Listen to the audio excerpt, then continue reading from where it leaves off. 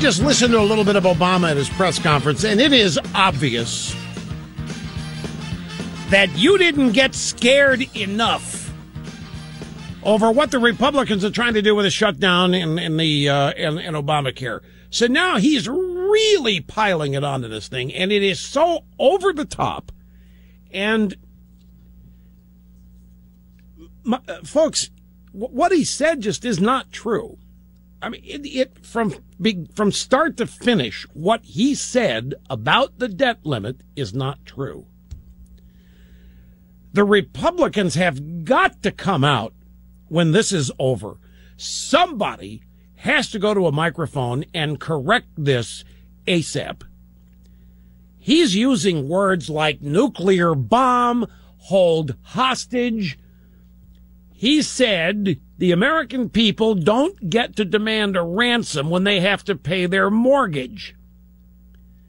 The American people also don't get to pay their mortgage by raising their debt limit and going to the Fed, Mr. President, and having them print money for it.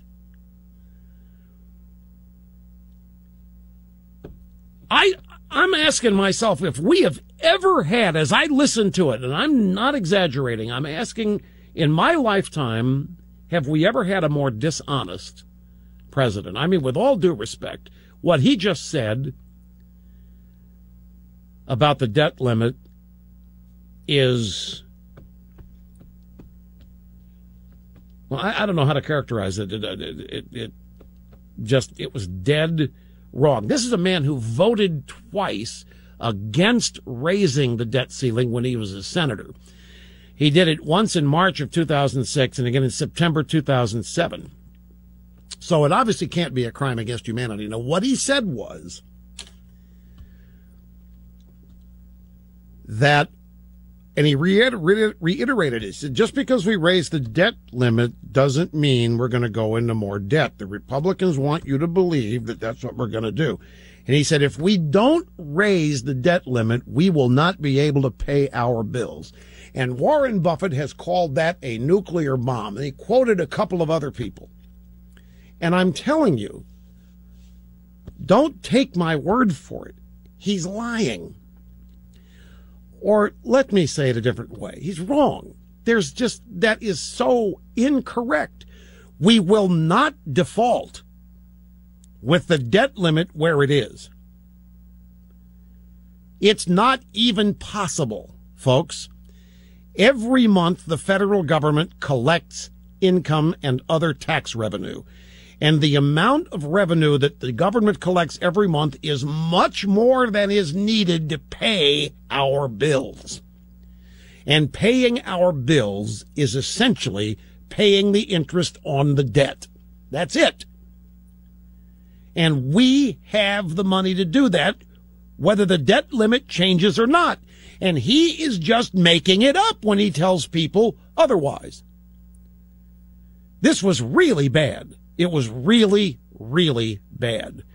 And here's a guy who voted twice against raising the debt limit when he was a senator, 2006 and 2007. And he did it to try to shut down the war in Iraq.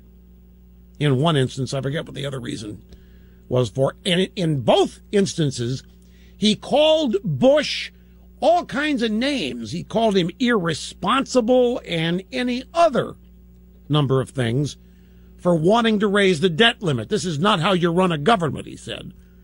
This is irresponsible. The only way we will default,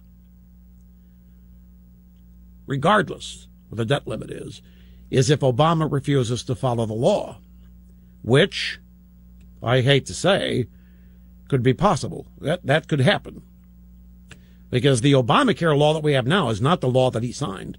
He's already made random changes in it, all these waivers and the delay of the employer mandate. He just took it upon himself to do it.